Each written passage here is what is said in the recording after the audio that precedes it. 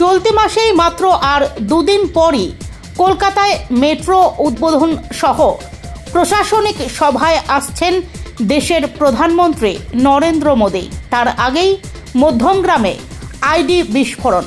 এই ঘটনার প্রতিবাদের পাশাপাশি প্রশাসনিক নিষ্ক্রিয়তার অভিযোগ জানিয়ে পথে নামলেন বিজেপি যুব মোর্চা। মধ্যমগ্রাম চৌমাথায় টায়ার জ্বালিয়ে বিক্ষোভ দেখাতে থাকেন বিজেপির কর্মী সমর্থকেরা। দীর্ঘক্ষণ ধরে চলে এই বিক্ষোভ কর্মসূচি, যার ফলে ক্ষণিকের জন্য বন্ধ হয়ে যায় যান চলাচল ব্যবস্থা। মঙ্গলবার এই বিক্ষোভ কর্মসূচি থেকে দুপুর 2টো নাগাদ সংবাদ মাধ্যমের মুখোমুখি হয়ে বিজেপি নেতা কৌস্তব বাগচি বলেন, নরেন্দ্র মোদীজি 22 তারিখে আসছেন দমদমে। মধ্যমগ্রামে তার দুদিন আগে এখানে দেখা যাচ্ছে যে আইডি বিস্ফোরণ হচ্ছে। এই ঘটনাগুলো ছোট ঘটনা নয়।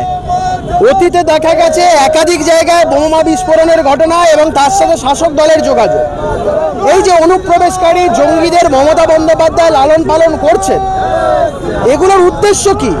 আজকে প্রধানমন্ত্রীর সভায় মমতা বন্দ্যোপাধ্যায় থাকবেন না বলে তিনি ইতিমধ্যেই ঘোষণা করেছেন। তিনি সৌজন্যের ন্যূনতম বার্তাটা পর্যন্ত তিনি দেননি।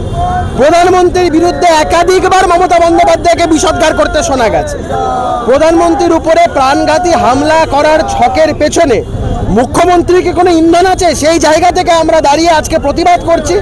রাজ্য সরকারের এই চুপ থাকা, রাজ্য সরকারের এই সম্পূর্ণভাবে এই ঘটনাগুলোকে ছোট করে দেখানো, আমরা মনে করছি এগুলো দেশের পক্ষে ক্ষতিকারক, দেশের অভ্যন্তরীণ সুরক্ষার পক্ষে ক্ষতিকারক।